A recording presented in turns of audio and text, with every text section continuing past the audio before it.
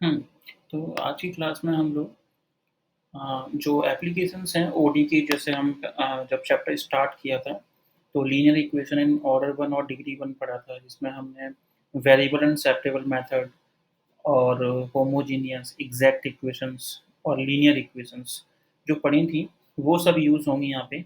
हालाँकि उन सब में से भी जो सबसे ज़्यादा इम्पोर्टेंट और यूज़ होने वाली है, वो है आपकी वेरिएबल एंड सेपरेबल और एक लीनियर इक्वेशन जो थी, तो उसका यूज़ होगा और ऑब्वियसली इंटीग्रेशन स्ट्रॉन्ग है, तो ये चैप्टर बहुत ईज़ी लगने वाला है। नॉर्मली मैंने देखा है कि ये जो इस चैप्टर से जो क्वेश्चन आता है, वो हमारा पावर सीरीज़ ऑफ फ्रोबेनियस के साथ में आता है। तो चॉइस होती है कि या तो आप वो क्वेश्चन कीजिए पावर सीरीज़ का या फिर जो इस चैप्टर का जो एप्लीकेशन है, उसको कीजिए। नॉर्मली मैंने ये देखा है। तो फिज़िक्स में इसकी एप्लीकेशंस यूज़ होंगी, तो पहले देखते हैं चैप्टर में कौन-कौन से फ़ॉर्मूले हैं और उसके बाद क्वेश्चंस ट्राई करते हैं।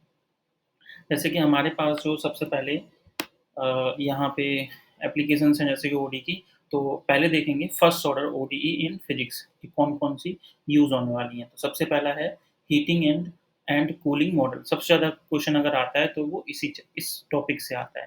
हालाँकि औरों के भी हैं लेकिन इससे ज़्यादा पूछा जाता है और सेम कॉन्सेप्ट आपका एमटी8 जिन लोगों ने ले रखा है उनको ये चैप्टर कंपल्सरी है पढ़ना और देखते हैं।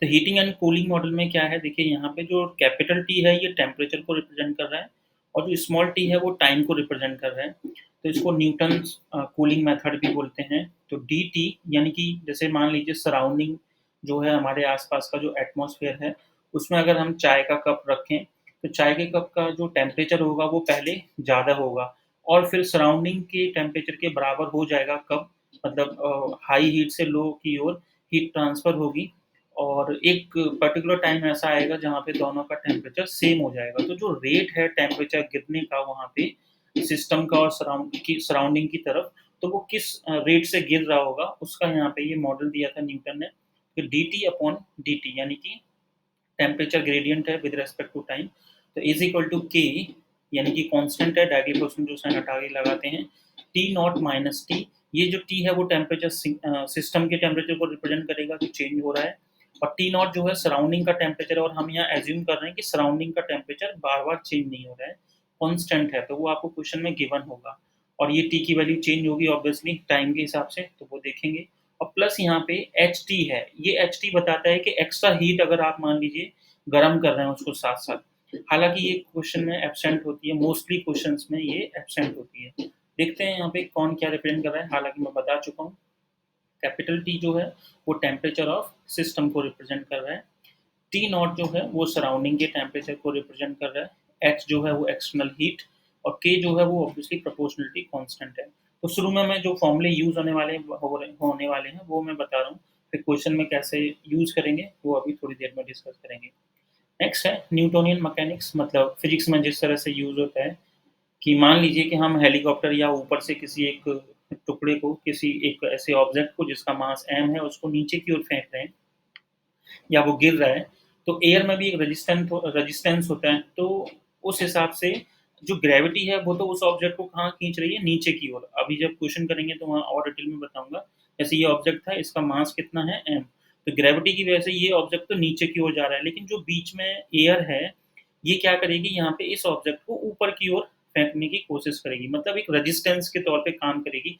ऊपर की तरफ नहीं फेंकेगी तो एटलीस्ट उसकी वेलोसिटी में या फिर उसके रास्ते में रुकावट पैदा करेगी, उसकी स्पीड को स्लो करने की कोशिश करेगी कौन? ये एयर, जो रेजिस्टेंस का काम करती है, जिसको हम एयर ड्रैग भी बोलते हैं।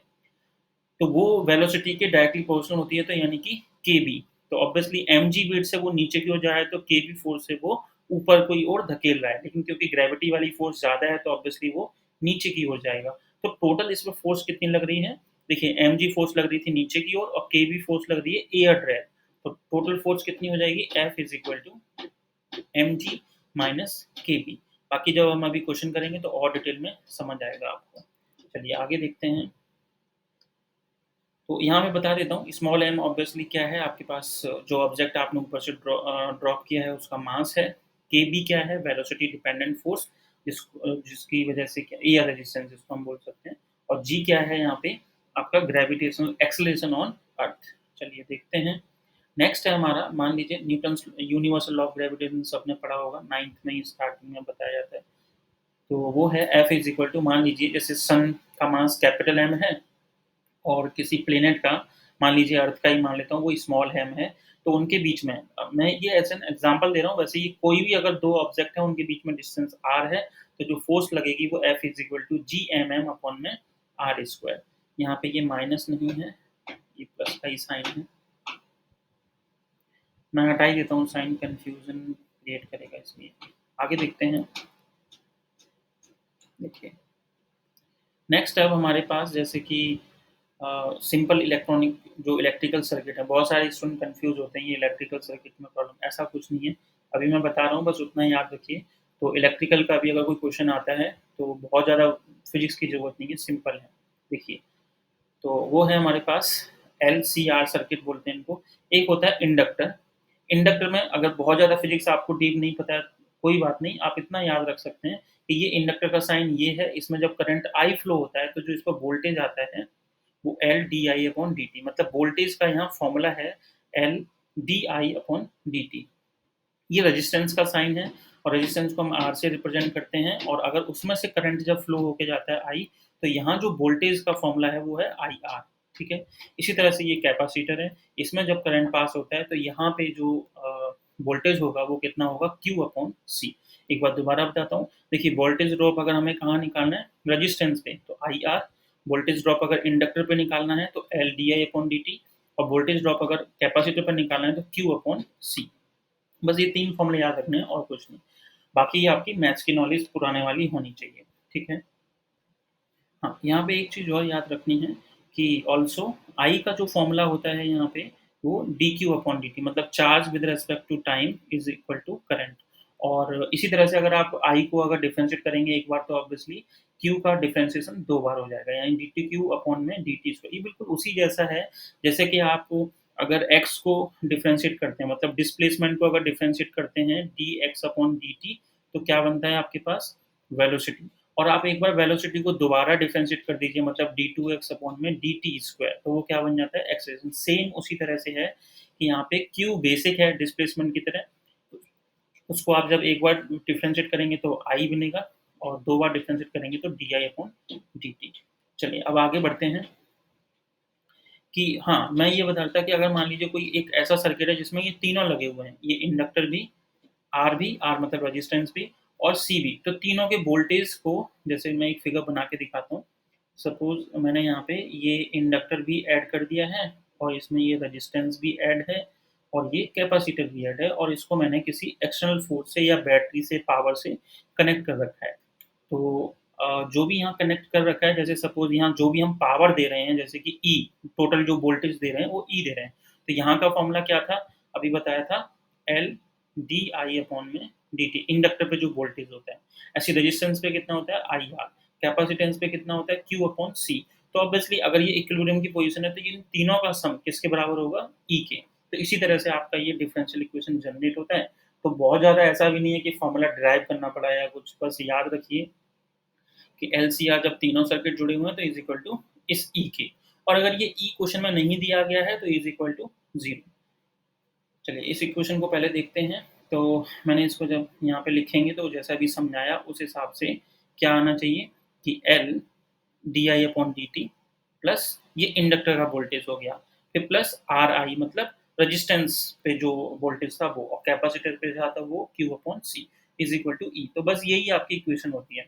अब इसको और अच्छे फॉर्मेट में लिखें तो कैसे लिखेंगे, देखिए अभी मैंने बताया कि आई की वैल्यू होती है D Q upon D T, D I upon D T मतलब डी टू क्यू अपॉन में डी टी स्क्वायर, तो एल की जगह एल रहने दीजिए, और D I upon D T की जगह डी टू क्यू अपॉन में D T square plus R D Q upon D T plus Q upon C, और इज इक्वल टू, अब ये जो ई है एक्सटर्नल वोल्टेज जो मैंने बताया था, ये क्वेश्चन में दिया होता है ज़्यादातर, या तो वो देंगे ई नॉट साइन ओमेगा टी या फिर देंगे ई नॉट कॉस ओमेगा टी, जो भी दिया है वो आप पुट कर देंगे।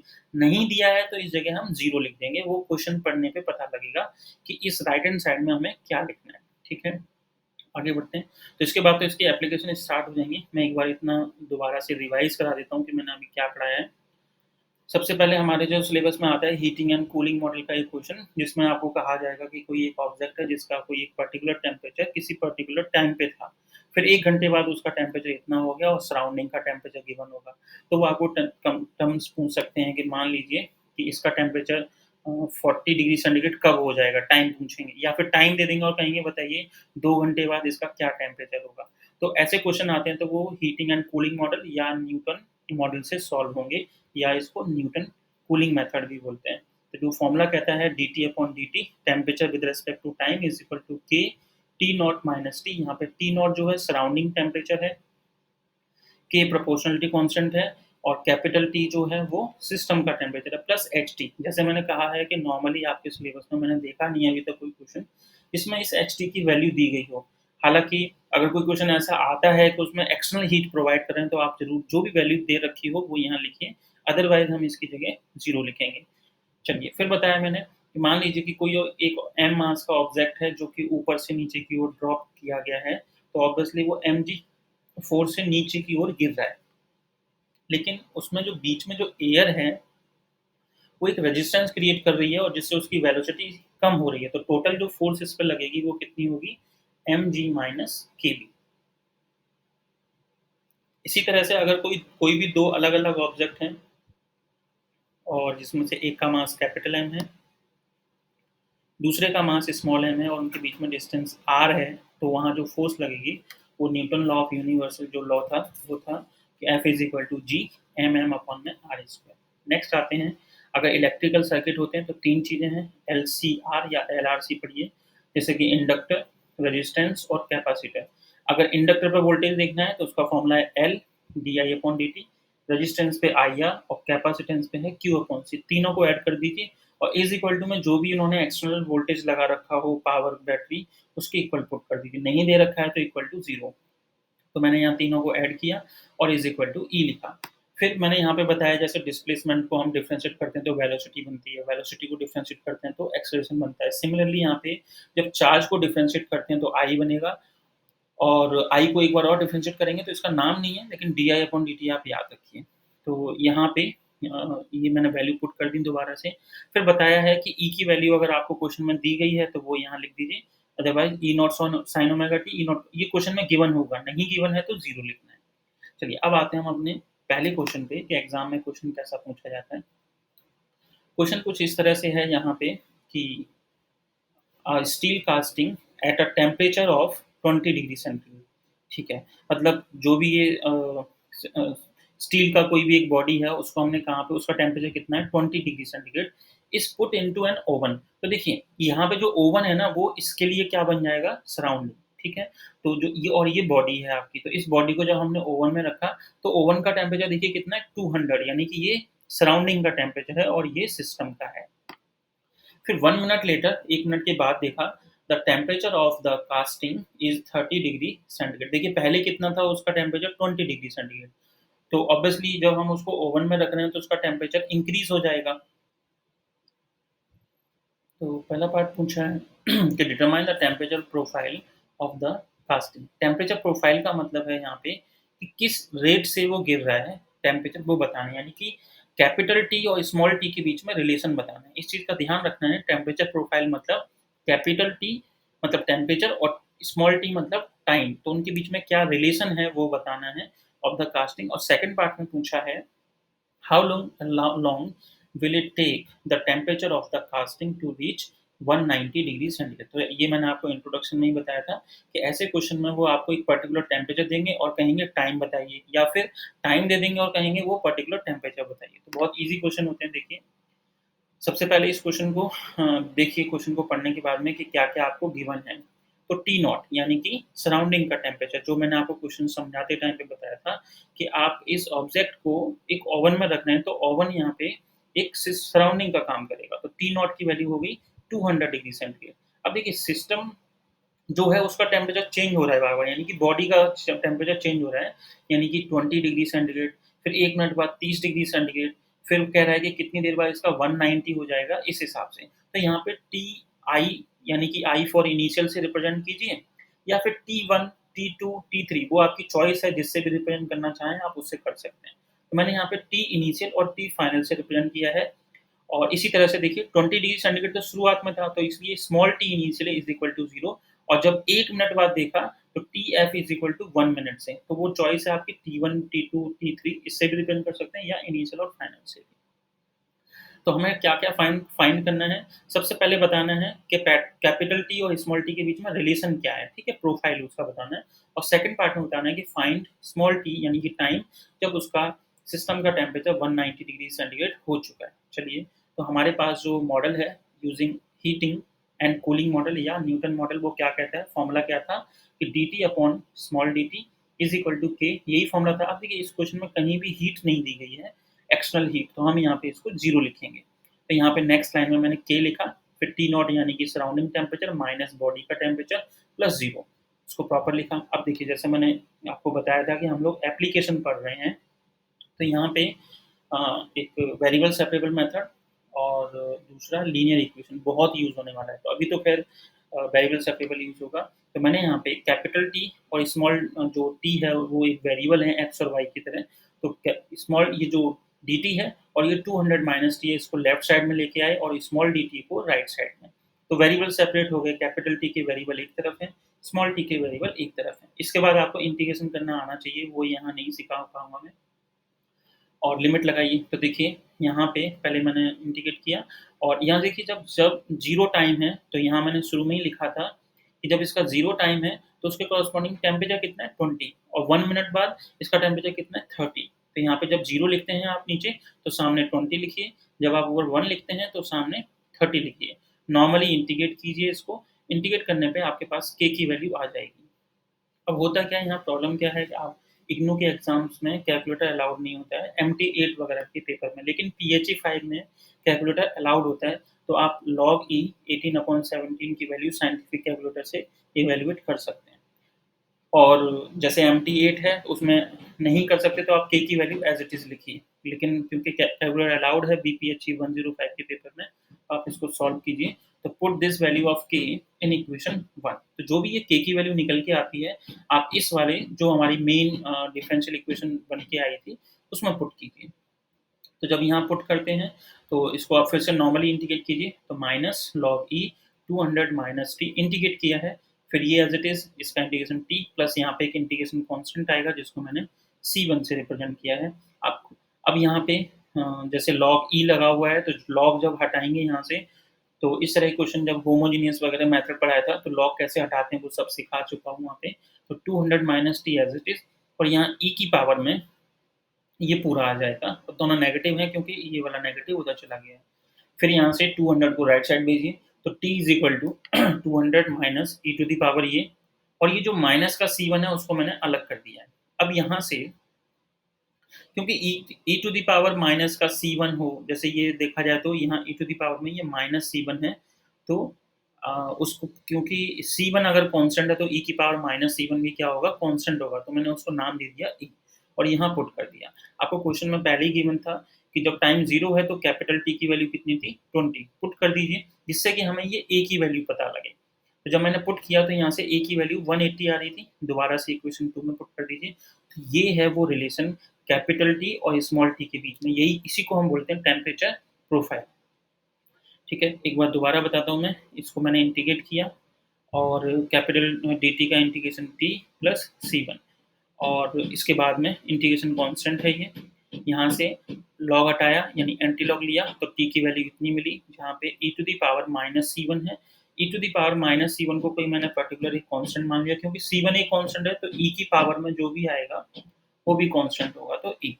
यहाँ पे एक इनिशियल कंडीशन यूज़ की है कि जब टाइम 0 था तो कैपिटल T की वैल्यू कितनी थी 20, ये हमने यहाँ पुट किया जिससे कि इस कांस्टेंट a को निकाल सकें।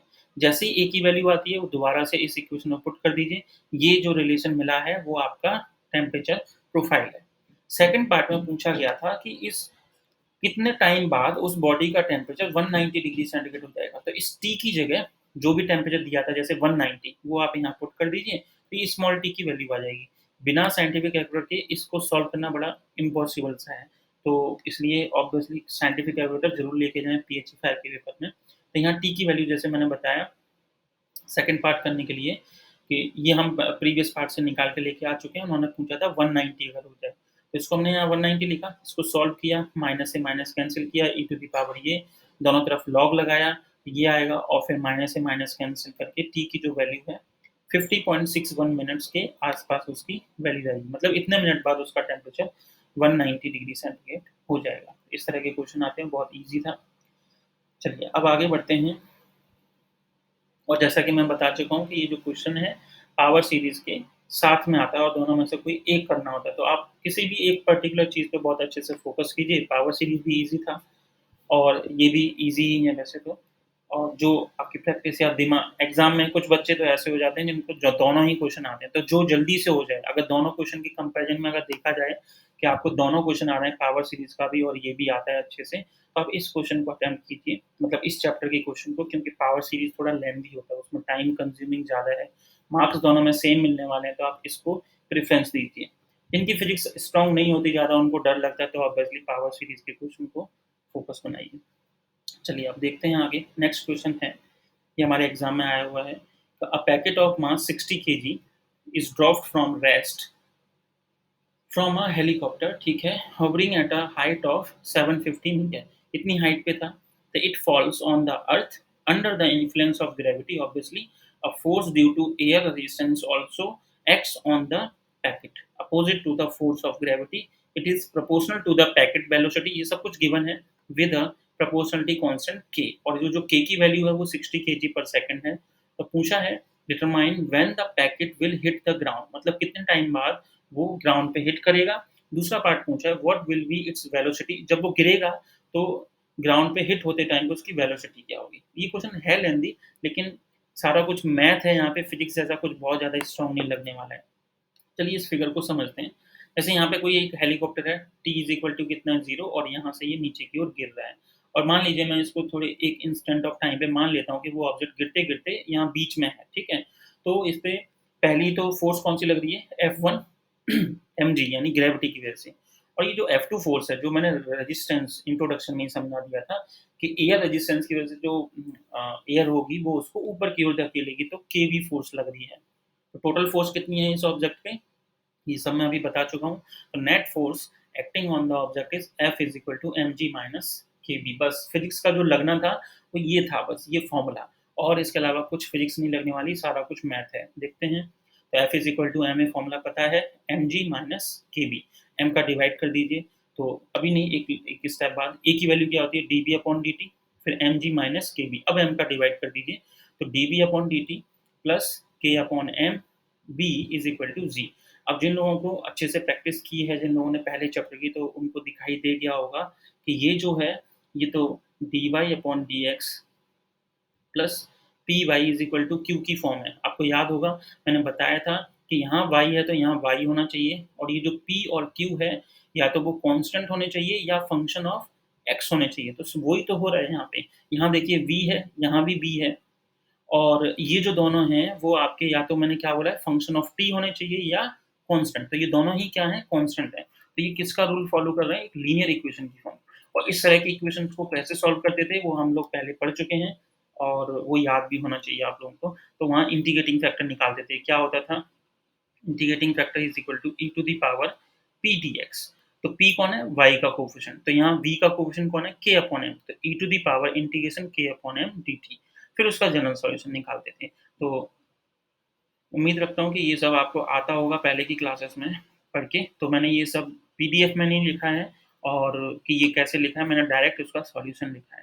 चलिए डिस्कस करते हैं। तो इंटीग्रेटिंग फैक्टर, इसका formula E to the power integration K Y M D T, इसको इंटीग्रेट करेंगे क्योंकि के वाई एम तो एक कांस्टेंट है, तो वन का इंटीग्रेशन टी, तो E to the power K T Y M क्या आ गया आपका इंटीग्रेटिंग फैक्टर। और इस तरह की इक्वेशन का जनरल सॉल्यूशन कैसे निकालते थे, तो वो आपको याद होना चाहिए कि जिस जैसे ये v था, तो यहाँ पे v into integrating factor is equal to integration जो राइट साइड में लिखा जाता था, यानी कि g है यहाँ पे, तो इंटीग्रेटिंग फैक्टर dt प्लस c, तो b इंटीग्रेटिंग फैक्टर हम निकाल चुके हैं is equal to g, constant होने की वजह से बाहर, ये t dt प्लस c, ये एज इट इज, फिर g, अब इसको इंटीग्रेट करें विद रेस्पेक्ट टू t, तो e to the power K T Y M divided by K Y M, integration पता होना चाहिए जैसे कि मैंने बताया, और e to the power K T Y M का डिवाइड कर दीजिए, तो v is equal to mg k divide by k plus c e to the power minus kt by m। Physics में बस एक चीज़ और है कि जब भी ये इक्वेशन हम निकालते हैं तो इंटीग्रेशन करने की वजह से ये कांस्टेंट आ जाता है। तो इस कांस्टेंट को बताना पड़ता है कि ये कांस्टेंट है क्या, कि कितनी वैल्यू है इसकी। तो आप उसमें इनिशियल कंडीशन यूज़ कीजिए। क्या है यहाँ इनिशियल कंडीशन? ऑब्वियसली जब हम हेलीकॉप्टर से जब उसको ड्रॉप कर रहे थे तो उसकी वेलोसिटी कितनी होगी? टाइम 0 तो उसको बस ड्रॉप किया था। तो शुरुआत में तो उसकी वेलोसिटी 0 होगी। तो इनिशियल कंडीशन क्या है?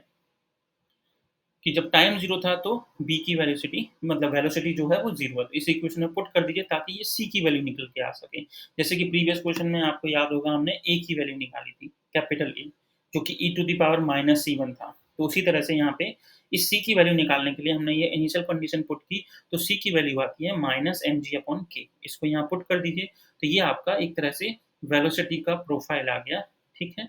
With respect to time. ठीक है? अब इसको हम इक्वेशन 2 मान लेते हैं और इसको थोड़ी देर ऐसे ही रहने देते हैं। अब देखिए v की वैल्यू क्या है? dx/dt। अभी सब समझ आएगा थोड़ी देर में कि मैं ये क्यों कर रहा हूँ। तो dx/dt ऑब्वियसली पुट कर सकते हैं, फिर mg/k एज़ इट इज़, बाकी सब कुछ एज़ इट इज़। mg/k यहाँ से कॉमन लिया जा सकता है, तो वो मैंने बाहर लिया और ज़रूरत नहीं है, सॉरी, dt को हमने राइट साइड भेजा और इसको इंटीग्रेट कर दिया क्योंकि वेरिएबल सेपरेट हो गए। तो dx का इंटीग्रेशन x और ये पूरा जो mg/k है कांस्टेंट है, तो विद रिस्पेक्ट टू टाइम जब डिफरेंशिएट करेंगे तो mg/k इंटू t आ जाएगा। और जब इसका डिफरेंशिएशन करेंगे तो ऑब्वियसली mg/k तो बाहर रहेगा और इसका इंटीग्रेशन में विद रिस्पेक्ट टू टाइम किया तो ये मिलने वाला है। और प्लस का एक इंटीग्रेशन कांस्टेंट d। अभी जैसे मैंने बताया था आपको कि जब भी हम इंटीग्रेशन करने के बाद इंटीग्रेट करते हैं तो एक कांस्टेंट आता है d, ठीक है?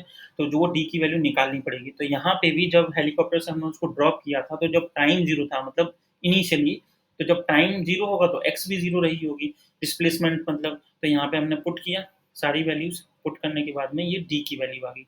वो d की वैल्यू यहाँ पुट कर दीजिए, तो आपके पास ये x की वैल्यू आ गई। अब देखते हैं क्वेश्चन के हिसाब से हमें दिया गया था x क्या है? डिस्प्लेसमेंट।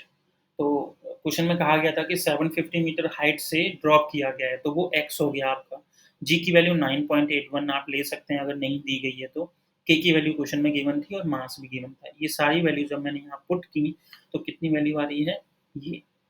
अब देखिए, अब यहाँ पे ये जब जब सारी वैल्यू पुट कर दी तो बिना साइंटिफिक कैलकुलेटर के मैंने जैसे बताया सॉल्व करना थोड़ा इम्पॉसिबल जैसा है। यहाँ पे e to the power negative t है। ई की पावर में जब भी कोई हम नेगेटिव यहाँ वैल्यू पुट करते हैं तो वो बहुत एक्सट्रीम स्मॉल हो जाती है। तो इसलिए हम इसको नेगलेक्ट कर सकते हैं अपने टाइम में से। तो टी की वैल्यू 77.5। ई की पावर में अगर प्लस की वैल्यू होती है तो वो बहुत एक्सपेंड करती है, मतलब बहुत हाई वैल्यू हो जाती है, और माइनस साइन लेते हैं तो बहुत ही माइन्यूट यानी बहुत छोटी वैल्यू हो जाती है। इसलिए हमने इसको यहाँ से नेगलेक्ट किया। तो टी की वैल्यू आ रही है 77.5 सेकंड। इसका मतलब क्या है कि देखिए उन्होंने पहले पार्ट में हमसे पूछा गया था कि जब वो जस्ट हिट करेगा ग्राउंड से तो उसमें कितनी वेलोसिटी होगी। तो पहले मैंने ये पता किया x की जगह 750 मीटर उसने ट्रेवल किया होगा ऊपर से, तो कितना टाइम लगा। तो टाइम कितना लगा? 77.5। अब b का फॉर्मूला आपको देखिए यहाँ हमने ड्राइव किया था इक्वेशन 2 से, वहाँ पे हम टाइम पुट कर देंगे ये t की जगह। तो जब टाइम की जगह 77.5 पुट किया तो ऑब्वियसली कितनी वैल्यू आ गई? 9.81 माइनस ये। अब देखिए जैसा कि मैंने अब आपको पहले भी बताया था कि e की पावर में जो भी ये वैल्यू है अगर वो नेगेटिव के साइन के साथ है वो बहुत स्मॉल हो जाती है। तो अगर मैं चाहता तो डायरेक्टली इसका आंसर v की जगह 9.81 लिख सकता था। लेकिन क्योंकि थोड़ा बताना था तो e की पावर अगर आप साइंटिफिक कैलकुलेटर से सॉल्व करेंगे तो वो इतना आएगा 2.198 इंटू 10⁻⁻34। देखिए ये 9.81 है और ये -34 पावर है 10 की। बहुत ही छोटी वैल्यू है, मतलब बहुत ज़्यादा। इसलिए हमने उसको नेगलेक्ट माना और सॉल्व करके देखा तो एप्रॉक्स 9.81 मीटर पर सेकंड स्क्वायर की स्पीड होगी जब वो जस्ट ग्राउंड से हिट करेगा। एक बार दोबारा क्वेश्चन को पढ़ लेते हैं और फिर जल्दी से इसका रिवाइज कराता हूँ। देखिए, पूरी मैथ है, कुछ खास फिजिक्स जैसा नहीं है इसके अंदर। एक पैकेट था जो कि 750 मीटर हाइट से फेंका गया है और उसका मास कितना है? ड्रॉप किया गया है एक तरह से, और उसका मास है 60 केजी। के की वैल्यू दी गई है और वो पूछ रहा है कि बताइए पैकेट ग्राउंड को कब हिट करेगा, व्हेन। अच्छा, टाइम भी पूछा है अलग से, और जब वो उसको हिट करेगा तो वेलोसिटी भी बताइए। तो ऑब्वियसली सेकंड पार्ट अगर पूछ लिया जाता डायरेक्टली तो हम बिना फर्स्ट पार्ट के क्वेश्चन सॉल्व नहीं कर पाते। चलिए आगे देखते हैं। तो यहाँ पे जैसे मैंने बताया उसका मास इतना है, हाइट या एक्स कह सकते हैं 750 मीटर है। तो इसमें जो टोटल फोर्सेस लग रही हैं, एक एमजी फोर्स लग रही है और एक F2, तो केवी के बराबर है जो कि तो फिजिक्स के लॉ के हिसाब से F is equal to M G minus K V. फिर F की value M A is equal to M G minus K V, M as it is A की जगह D B upon D T और ये value put की। यहाँ से मैंने देखा m का डिवाइड करने के बाद D B upon D T plus K by M into B is equal to G, जो कि एक लीनियर इक्वेशन फॉर्म बन गई। लीनियर इक्वेशन में हम इंटीग्रेटिंग फैक्टर निकालते हैं, फिर जनरल सॉल्यूशन निकालते हैं जो फॉर्मूला सिखाया था। तो यहाँ तक हम पहुँच गए थे। अब इसमें हमें सी निकालना पड़ेगा, तो सी के लिए हमें इनिशियल कंडीशन खुद से सोचनी पड़ती है कि जब टाइम जीरो है तो ऑब्वियसली वेलोसिटी जीरो थी, क्योंकि उसको ड्रॉप किया गया था हेलीकॉप्टर से। तो वो जब मैंने यहाँ पुट किया तो सी की वैल्यू मिल गई आपको, सी की वैल्यू दोबारा यहाँ पुट कर दीजिए तो बी आ जाएगा। क्वेश्चन में देखा जाए तो उन्होंने वेलोसिटी पूछी थी कि जब ऑब्जेक्ट जस्ट हिट करने वाला है ग्राउंड को, उस टाइम पे क्या वेलोसिटी रही होगी, क्योंकि हिट करने के बाद तो वो जीरो हो गया होगा ऑब्वियसली उसमें अर्थ से टकराने के बाद में, लेकिन जस्ट जब हिट करने वाली थी तब क्या थी। तो उसके लिए हमें टाइम पता होना चाहिए, तो इसलिए हमने क्या किया, v को डिफरेंशिएट किया, मतलब v की जगह लिखा dx upon dt, mg upon के माइनस का ये, और फिर से वेरिएबल सेपरेट किए, तो dx एक साइड में और dt वाला सारा राइट साइड में इंटीग्रेट किया, एक नया कांस्टेंट d मिला। फिर से हमें एक इनिशियल कंडीशन की जरूरत पड़ेगी क्योंकि हमें d नहीं पता। तो जब टाइम जीरो है तो ऑब्वियसली x भी जीरो था, तो हमने यहाँ वैल्यू पुट की क्योंकि उसने कोई डिस्टेंस ट्रेवल नहीं की थी इसलिए। तो यहाँ वैल्यू पुट की तो d की वैल्यू आ गई, ये आपका x आ गया। अब हम यहाँ पे टाइम जानना चाहते हैं, तो टोटल हाइट कितनी थी, x कितनी थी, डिस्प्लेसमेंट कितनी थी, 750 मीटर। g आपको पता है, k दिया गया है और m दिया गया है, वैल्यूज को यहाँ पुट किया मैंने। ये एक इक्वेशन बनी जिसको सॉल्व किया नॉर्मली, और e to the power minus T को नेगलेक्ट मैंने बता ही दिया है, बहुत स्मॉल वैल्यू हो जाती है। तो टी की वैल्यू 77.5 सेकंड के आसपास आ रही है। फिर टी की वैल्यू यहाँ पुट कर दीजिए, तो वेलोसिटी आ जाएगी जब वो जस्ट ग्राउंड से हिट किया गया। चलिए नेक्स्ट क्वेश्चन देखते हैं। एक प्रोजेक्टाइल है, उसको फायर किया गया है from the earth in the radial direction, find the minimum initial velocity, ठीक है, of the projectile which will enable it to escape from the earth gravitational pull। मतलब आपने एक escape velocity का कॉन्सेप्ट पढ़ा होगा 12th क्लास की physics में, कि अगर किसी ऑब्जेक्ट को हम ऊपर की ओर फेंकते हैं तो क्या होता है, वो वापस धरती पे आ जाता है। लेकिन क्या हो कि हम एक ऐसी स्पीड डिसाइड कर लें जिससे कि वो दोबारा वापस आए ही ना, मतलब अर्थ की ग्रेविटी से बाहर चला जाए, ऐसी कौन सी वेलोसिटी है। तो वो सब डिस्कस करेंगे यहाँ पे। और यहाँ साफ-साफ कहा गया है कि जो एयर रेजिस्टेंस है, जैसे कि ऊपर के क्वेश्चन में हमने डिस्कस किया था, उसको कह रहा है कि आप नेगलेक्ट मानिए, and the gravitational attraction of other heavenly body, जैसे दूसरी बॉडीज हैं उनको भी नेगलेक्ट कीजिए। तो न्यूटन्स के लॉ ऑफ ग्रेविटेशन से थोड़ी देर पहले एक फॉर्मूला बताया था, F is equal to G M M upon में आर स्क्वायर, क्योंकि ये बॉडी यहाँ पे क्या कर रही है, हम उसको ऊपर की ओर फेंकना चाहते हैं और अर्थ क्या कर रही है, उसको अपनी तरफ खींच रही है, तो इसलिए मतलब अपोजिट डायरेक्शन में अर्थ काम कर रही है एक तरह से, तो हम यहाँ पे माइनस साइन लगाएंगे। तो F is equal to M A, और ये माइनस जी एम एम अपॉन में आर स्क्वायर, तो A is equal to minus M से एम कैंसिल हो जाएगा, तो ये बचेगा। ए को डिफ्रेंशिएट कीजिए, वो सॉरी ए की वैल्यू कितनी होती है, D B upon D T, तो माइनस जी एम अपॉन में आर स्क्वायर। अब यहाँ पे मैंने डी आर का ऊपर नीचे मल्टीप्लाई किया, D B upon D T था ना, तो एक डी आर ऊपर मल्टीप्लाई किया और डी आर डिवाइड किया। इससे क्या फायदा हुआ कि जो d B upon D t है उसकी जगह जब d B upon d r into d r upon D t लिखेंगे, तो ये जो d r upon D t है ये वेलोसिटी के बराबर हो जाएगा, और ये d v upon d r as it is. इसके बाद क्या करना है, माइनस का g M upon are square चल ही रहा है, फिर वी डी बी और is equal to variable separate कीजिए, तो v d b is equal to minus G M upon are square t r. इसके बाद इंटीग्रेट कीजिए, जी एम कॉन्स्टेंट है और आर को डिफ्रेंशिएट किया हमने, इंटीग्रेट किया, तो बी का integration B square upon two, one upon are square का minus one upon are, plus एक इंटीग्रेशन कांस्टेंट, तो मैं उसको सी डैश मान लेता हूँ। आगे लिखा है b square upon two is equal to, ये माइनस माइनस प्लस हो जाएगा, तो g M upon are plus का सी डैश, फिर इस टू को मैंने मल्टीप्लाई कर दिया, तो B square is equal to two G M upon are plus का टू सी डैश। तो सी डैश अगर कॉन्स्टेंट उसमें टू का मल्टीप्लाई करेंगे तो वो भी एक कॉन्स्टेंट ही रहेगा, तो B square is equal to two G M upon are plus C.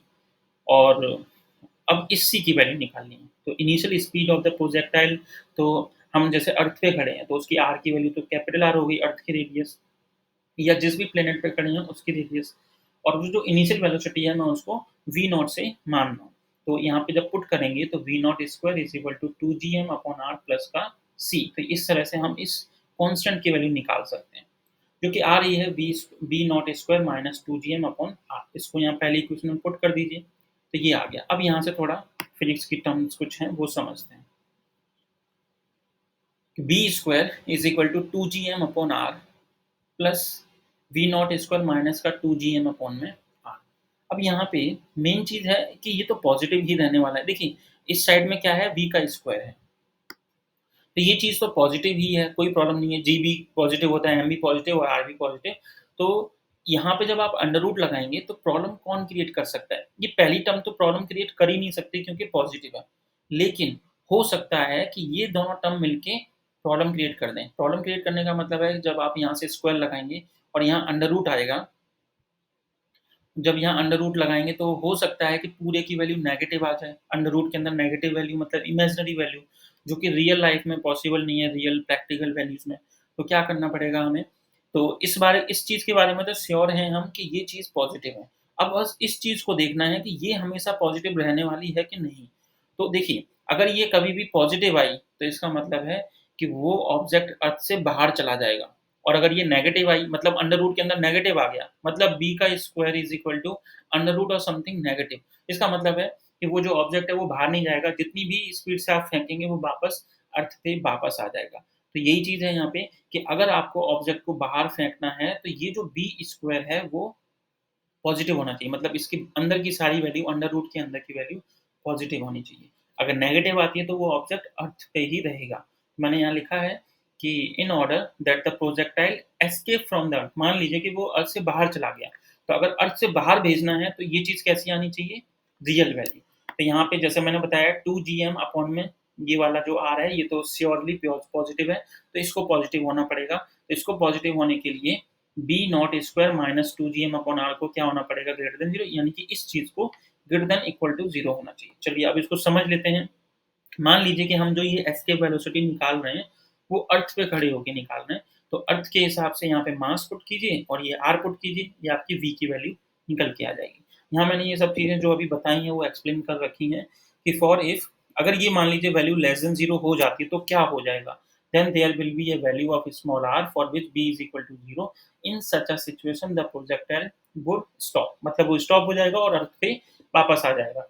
और if its velocity v would change from positive to negative and it would return to the earth। और अगर ये ऑब्वियसली बड़ी हो जाती है तो बाहर चला जाएगा। तो thus if a projectile is launched with initial velocity v naught, इस स्पीड से अगर फेंका जाता है तो v naught की वैल्यू इससे बड़ी होनी चाहिए, क्योंकि आप इसको इधर भेजेंगे तो v naught आ जाएगा एग्जैक्टली। तो it will escape from the earth. तो अगर उतनी स्पीड से आप उस ऑब्जेक्ट को फेंकेंगे तो वो अर्थ से बाहर चला जाएगा। तो मिनिमम वेलोसिटी जो होती है इसकी, उसको हम बोलते हैं वेलोसिटी ऑफ एस्केप या एस्केप वेलोसिटी। चलिए नेक्स्ट देखते हैं कि a sinusoidally varying source of EMF is applied to a RC circuit। तो ये इलेक्ट्रॉनिक वाला आ गया। तो determine the current through the circuit as a function of time. ये क्वेश्चन काफी बार पूछा गया है। कभी वो यहाँ पे आरसी सर्किट की जगह एल और सी सर्किट दे देते हैं, तो उस हिसाब से तो उसकी चिंता नहीं करनी है। पहले तो मैंने वो डिफरेंशियल इक्वेशन यहाँ लिखी जो आपको मैंने इंट्रोडक्शन में समझाई थी। अब यहाँ देखिए कौन एब्सेंट है, क्वेश्चन पढ़ के पता लग रहा है कि यहाँ पे सिर्फ रेजिस्टेंस और कैपेसिटेंस यानी आरसी सर्किट है, तो कौन एब्सेंट है? एल। तो जो चीज़ एब्सेंट है उसको हटा दीजिए, जैसे न्यूटन मॉडल में हीट नहीं होती थी तो एच को हटा दिया था। यहाँ पे एल एब्सेंट है तो ये पूरी टर्म हट जाएगी, वहाँ का वोल्टेज हट जाएगा, तो ये दोनों टर्म बचेंगे और is equal to e not sine omega t. यहाँ पे r b q upon D T और ये सारा वैल्यू पुट किया। पुट करने के बाद में और देखिए अब सोच रहे होंगे कि ई भी तो नहीं दिया था, ये दिया हुआ है सिनुसॉइडली। सिनुसॉइडली का मतलब होता है कि या तो यहाँ पे ई नॉट के साथ साइन ओमेगा टी लिखिए या कॉस ओमेगा टी लिखिए। ये फिजिक्स की टर्म है, लेकिन आप इतना बस समझ लीजिए सिनुसॉइडली लिखा है तो E not sine omega T या E naught cos omega T is applied. ठीक है, तो ये लिखा मैंने। अब यहाँ से देखिए फिर से ये आपकी लीनियर इक्वेशन बन गई। यहाँ पे क्यू है तो यहाँ भी क्यू है और ये दोनों जो टर्म है वो कांस्टेंट है और साइन ओमेगा टी वाला जो वो टी पे डिपेंड कर रहा है। तो ठीक है, तो इसका इंटीग्रेटिंग फैक्टर निकाला तो e to the power t upon are c. फिर जनरल सॉल्यूशन क्या होगा? अगर आपकी लीनियर इक्वेशन ऑफ प्रैक्टिस अच्छी है तो ये समझ आ रहा होगा। तो q into integrating factor is equal to ये right hand side into integrating factor dt plus एक इंटीग्रेशन कांस्टेंट। इसको एज़ इट इज़ वैल्यू लिखी पहले मैंने सारी और इसको इंटीग्रेट किया ई नॉट अपॉन आर में एज़ इट इज़। अब E to the power A X sine B X D X का ये इंटीग्रेशन का ये फ़ॉर्मूला है। अगर याद है तो अच्छी बात है, अदरवाइज़ इसको याद कर लीजिए और यहाँ पे ई टू द पावर ये रहा और साइन ओमेगा टी इसमें ये फ़ॉर्मूला अप्लाई कीजिए, तो ये वैल्यूज़ आ जाएँगी, प्लस का ए। फिर यहाँ पे बस एलसीएम वगैरह लेके फ्रैक्शन को इसको सॉल्व किया है मैंने और ये एज़ इट इज़, तो ये आपका आंसर है कि उसमें जो करंट वो चार्ज है वो इतना रहेगा। और अगर हम इसको डिफरेंशिएट कर दें तो करंट भी आ जाएगा, क्योंकि आई का फॉर्मूला क्या हो जाता है डी क्यू अपॉन में डी टी। तो इसको टाइम के रेस्पेक्ट में अगर हम डिफरेंशिएट करें तो क्या आ जाएगा आपके पास करंट। डिफरेंशिएशन करना इतना मुश्किल नहीं है क्योंकि सारी चीज़ें कांस्टेंट हैं, सिर्फ ये साइन ओमेगा टी है, तो इसका इंटीग्रेशन कितना आ जाएगा कॉस ओमेगा टी और इनटू में मल्टीप्लाई हो जाएगा ओमेगा का। ऐसे ही इसका माइनस साइन ओमेगा टी तो यहाँ प्लस हो जाएगा साइन ओमेगा टी और यहाँ स्क्वायर लग जाएगा। इसी तरह से इसका डिफरेंशिएशन तो जो जो भी वैल्यू आएगी वो आपकी करंट होगा। आगे देखते हैं कि ईटीवी 0 देखिए ये क्वेश्चन में गिवन है कि ईटी जो है मतलब राइट हैंड साइड में जो ईएमएफ होता है वो 0 दे रखा है। सर्किट कौन-सा है? आरसी तो इसमें भी एल एब्सेंट है। The capacitor will discharge its charge through the resistor let its initial charge be कितना क्यू नॉट ठीक है। तो determine the charge q t बताना है in terms of q not t c and r. वो तो चलो देख लेते हैं। तो पहले हमने डिफरेंशियल इक्वेशन लिखी है ये पूरी जो भी दे रखी है आपको। एल क्योंकि इसमें एब्सेंट था तो देखिए एल 0 हो गया और ई टी भी 0 है। तो क्या डिफरेंशियल इक्वेशन बची है आपके पास? R D Q upon D T plus Q upon C equal to 0। Variable separable कर दीजिए तो D Q upon Q is equal to minus one upon are C D T. Integrate कीजिए variable separate हो चुके हैं तो integrate करने पर log Q is equal to minus one upon are C into T with T. अब जैसे कि हम फिजिक्स की क्वेश्चन में इन कॉन्स्टेंट्स की वैल्यू को निकालते हैं तो इस ए की वैल्यू निकालने के लिए हमें कंडीशन यूज़ करनी पड़ेगी। तो टाइम जब 0 है तो क्वेश्चन में कहा क्या है कि इनिशियल जो चार्ज है वो क्यू नॉट है। इनिशियल चार्ज मतलब जब टाइम 0 है तो चार्ज कितना है क्यू नॉट। हमने वही पुट किया है कि जब टाइम 0 है तो क्यू की वैल्यू क्यू नॉट है। तो यहाँ पुट कीजिए, पुट करने पे आपके पास ए की वैल्यू आ गई। इस ए की वैल्यू दोबारा से इस इक्वेशन 1 में पुट कर दीजिए तो log Q is equal to minus t upon are c plus log e q not. Log y terms एक तरफ लिखिए, लॉग का रूल लगाइए, एंटी लॉग लगाइए तो यहाँ से q की वैल्यू देखिए q not e to the power minus t upon are c. यानी कि q जो है वो किस पर डिपेंड कर रहा है q नॉट पे, t पे, r पे और c पे। तो उन्होंने यही कहा था क्वेश्चन में कि determine the charge q in terms of q not t c and r। तो ये आपका आंसर था। चलिए एक और क्वेश्चन देखते हैं, एग्जाम में आया हुआ है। अ ग्लास ऑफ वाटर उसका टेम्परेचर कितना है 370 is placed in a room ठीक है कैप्ट एट 300 केल्विन। तो ये आपका रूम जो है सराउंडिंग हो गया, ग्लास ऑफ वाटर जो है वो सिस्टम हो गया जिसका टेम्परेचर 370 के है। इट कूल्स टू 340 के इन 15 मिनट्स। 15 मिनट्स में उसका टेम्परेचर 340 हो गया। Assuming Newton's law of cooling to describe the process और calculate the time when the temperature of water will be 310। तो बहुत ईजी है देखिए, सराउंडिंग का टेम्परेचर कितना है 300 के यानी रूम का टेम्परेचर। ग्लास का टेम्परेचर इनिशियली कितना था जब टाइम 0 है तो 370। 15 मिनट्स के बाद ये 340 हो जाता है। तो न्यूटन्स लॉ ऑफ कूलिंग मैंने पहले ही बता रखा है कि D T upon D T is equal to K T naught minus T plus H T यहाँ 0 हो जाएगा तो D T upon T is equal to K T naught minus T naught की वैल्यू पुट कीजिए और देखिए जब यहाँ टाइम 0 है तो इसी के सामने 370, जब ये 15 मिनट्स था तो ये कितना था 340। बस इसको इंटीग्रेट कीजिए, इंटीग्रेट सॉल्व लॉग के रूल लगा के ये के की वैल्यू आ जाएगी आपके पास और साइंटिफिक कैलकुलेटर से इस के की वैल्यू है 0.0373। इसको इक्वेशन 1 में पुट कीजिए तो आपके पास ये मिलेगा। अब हमें टाइम 0 है तो ये 370 था, अब वो पूछ रहे हैं कि कितने टाइम बाद ये 310 हो जाएगा। हम यहाँ टी की जगह टी लिखेंगे और 310 कब होगा ये बताना है। नॉर्मली फिर से इंटीग्रेट कीजिए इसको और यहाँ से ये आपके पास टी की वैल्यू आ जाएगी। लॉग 7 ऑब्वियसली कैलकुलेटर से पता करना पड़ेगा। डिवाइड कर दीजिए 0.0373 से 52.16 मिनट के बाद में उसका टेम्परेचर 310 केल्विन हो जाएगा। नेक्स्ट क्वेश्चन और करते हैं। एक स्टील रॉड है,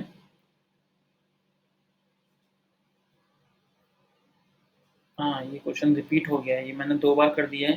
ये सेम क्वेश्चन मैंने शायद अभी ऊपर कराया था कि एक स्टील रॉड थी जिसका टेम्परेचर 20 था और उसको ओवन में पुट किया गया था और 200 डिग्री से। ये क्वेश्चन हम जस्ट अभी कर चुके हैं शुरू में ही, सबसे पहला क्वेश्चन शायद यही था। तो जून 2020 में ये आया है तो मैंने गलती से इसको दोबारा सॉल्व कर दिया, तो इसको आप घर पे अपने आप कर सकते हैं। नेक्स्ट क्वेश्चन है जैसे कि एक पैराशूटिस्ट है, diving from an aeroplane from rest, ठीक है? फ्रॉम रेस्ट का मतलब है जब टाइम 0 है तो उसकी वेलोसिटी 0 है। Experiences and acceleration of this, ये एक्सेलरेशन क्वेश्चन में ही गिवन है आपको। तो डिस्टेंस बतानी है, ठीक है? बहुत ईज़ी है। देखिए ये एक्सेलरेशन आपको दिया गया है, एक्सेलरेशन को डिस्प्लेसमेंट में कन्वर्ट कीजिए, ये आ गया। इसको इंटीग्रेट कीजिए। अब देखो आपको पता होगा जब आप इन एक्सेलरेशन को एक बार इंटीग्रेट करेंगे तो वेलोसिटी आती है, इज़ इक्वल टू जी, और इसको इंटीग्रेट कीजिए, तो ये आपके पास आ गया प्लस का C1। और हमें टाइम जब 0 है तो खुद ही क्वेश्चन में वेलोसिटी क्या होगी, ऑब्वियसली 0। तो हमने ये कांस्टेंट्स यहाँ पे पुट किए दोनों वैल्यूज़ को, तो यहाँ से C1 की वैल्यू आ गई G/K, यहाँ पुट कर दीजिए। अब इसको दोबारा इंटीग्रेट करेंगे तो हमारे पास जब वेलोसिटी को इंटीग्रेट करते हैं तो डिस्प्लेसमेंट आती है, तो ये x आएगा, और इधर का भी डिफरेंशिएट कीजिए विद रिस्पेक्ट टू टाइम। तो ये इंटीग्रेट किया और प्लस सॉरी इंटीग्रेट किया है, और ये C2। अब यहाँ पे फिर से इनिशियल कंडीशन चाहिए, तो वो क्या होगी कि जब टाइम 0 है तो x किसके बराबर है, x नॉट के। ये क्वेश्चन में गिवन था, ये देखिए कि जब टाइम 0 है तो x की वैल्यू कितनी है, x नॉट, वो हमने यहाँ वैल्यू पुट कर दी, तो ये C2 आ गया। इस C2 को दोबारा इक्वेशन 2 में पुट कर दीजिए, तो ये आपका आंसर है x इज़ इक्वल टू ये। तो यही हमसे पूछा गया था कि डिस्प्लेसमेंट बताइए जब अ, obtain the expression for distance traveled by the parachutist in time t। तो इन टाइम टी मतलब टाइम पे डिपेंड करना चाहिए, तो वो आपके पास ये आ चुका है, तो ये इसका आंसर था। तो मेरे ख्याल से ये आपको क्वेश्चन प्रैक्टिस समझ आ गया होगा, और मैं इतने ही क्वेश्चंस हैं, इन्हीं क्वेश्चंस को बार-बार वो लोग रिपीट कर रहे हैं पेपर्स में, मैंने देखा है। आरसी सर्किट का हो गया, उसकी जगह एलसी सर्किट दे देंगे कभी, कभी ये न्यूटन्स का मॉडल का हो गया क्वेश्चन, या फिर जो ये क्वेश्चन कराया था मैंने अभी आपको, ये वाला कि determine when the packet will hit the ground, इस तरह के क्वेश्चन वो लोग पूछ रहे हैं। तो इनको आप प्रैक्टिस कीजिए, बाकी एक्स्ट्रा कुछ भी नहीं है इसके अंदर। और अगर पावर सीरीज़ अच्छे से आती है तो और अच्छी बात है। अगर इसको भी कर लेंगे तो इसमें बस इतना है कि पावर सीरीज़ का क्वेश्चन काफ़ी लेंथी होता है, उसमें गलती होने के चांसेस हो सकते हैं। लेकिन इसमें क्या है, ईज़ी क्वेश्चन है, थोड़े से 1 पेज में ही आंसर आ जाता है। तो मिलते हैं नेक्स्ट क्लास में नेक्स्ट टॉपिक के साथ, और वो छोटे-छोटे टॉपिक होने वाले हैं काफ़ी। उसके बाद में फिर हम लोग एक लास्ट जो चैप्टर होगा, उसमें आप लोगों को वेरिएबल सेपरेबल और लीनियर इक्वेशन, ये थोड़ा स्ट्रॉन्ग होना चाहिए, और इंटीग्रेशन नेक्स्ट क्लासेस से और हाई होता जाएगा। तो बेसिक इंटीग्रेशन आप लोगों का स्ट्रॉन्ग है तो वो चीज़ें समझ आने वाली हैं। ठीक है, तो मिलते हैं नेक्स्ट क्लास में।